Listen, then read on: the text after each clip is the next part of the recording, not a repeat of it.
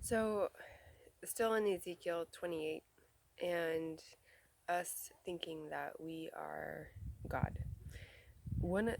That's essentially the sin in the garden, too, is when we decided that we are like God and we determine what is good and what is evil. And, well, yeah, God said don't eat of this tree, but what does he know? We actually know what's better for us, and we say it's good to eat from the tree.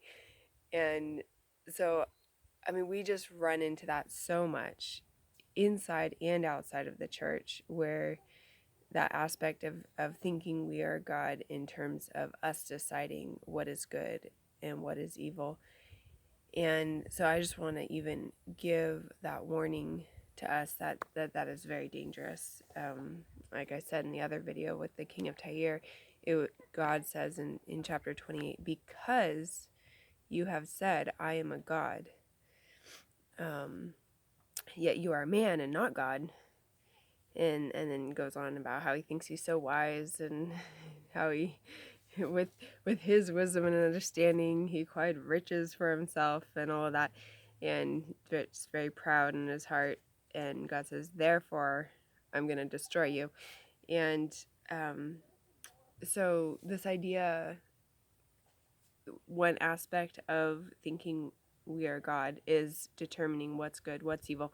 And even like this happens so much in the church, even where we say, well, God didn't really mean that when he said he doesn't like those things, or which is playing God. It's us deciding what's good and evil rather than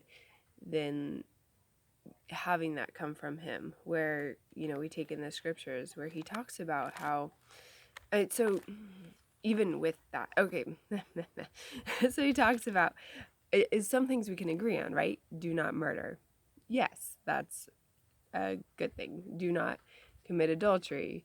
I think we can agree that that is better not to do, even though many people do commit adultery, inside and outside the church, unfortunately.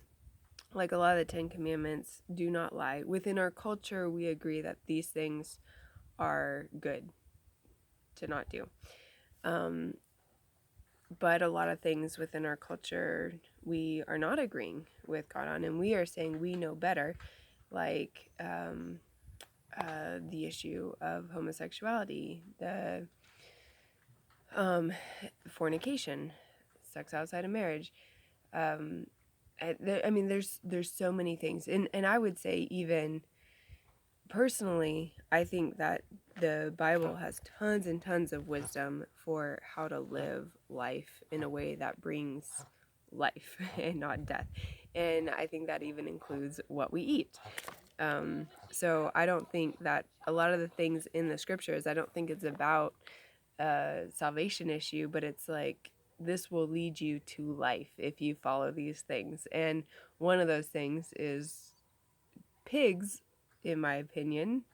I believe it's scriptural that pigs are not meant to be food. And for example, shellfish is not meant to be food. And if we live by those things, we will experience life. And so even within that, I know that's really debatable, because in the New Testament it's saying all foods declared clean. That's a whole nother topic. But with some things, even though we don't follow them in the church, I think we can sort of agree on them, like fornication. But then there's that whole, so much of the church is allowing people living in the homosexual lifestyle to be ordained as priests, for example. And so in that way, we are deciding what's good and evil.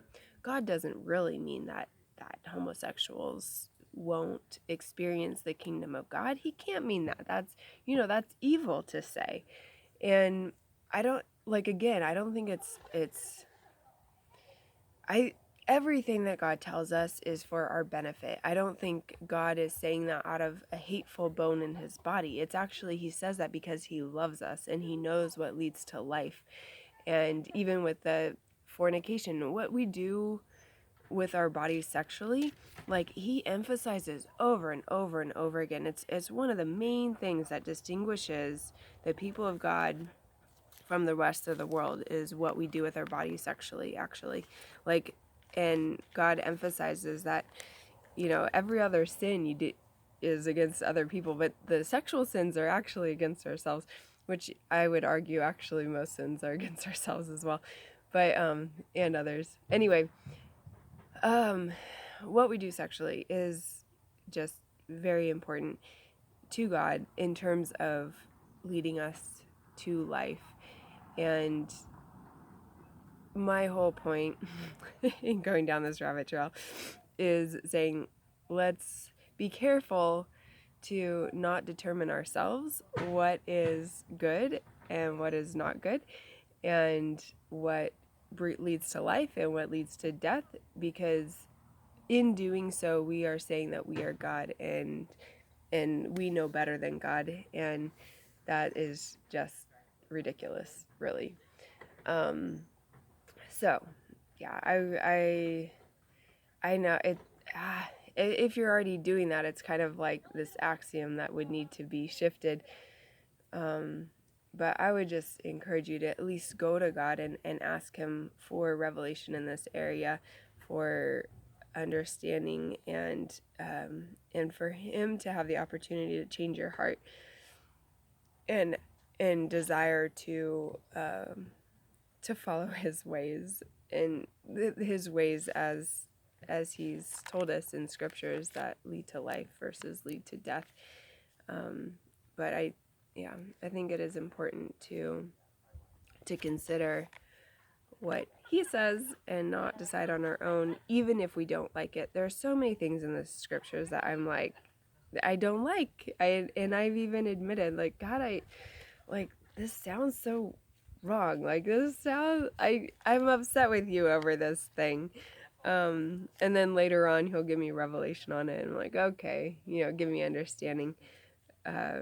But yeah, which is fine. I mean, it's actually good for us to wrestle with these things, good for us to express where we're upset about something we read, and also still acknowledge that he is God and that we are not, and that his ways are good. He is good, and he knows what will lead us to life, even if we don't think that might lead us to life. It does. So, anyway, I think that's one of the big areas that Adam and Eve strayed, was just thinking that they knew better than God, and they determined,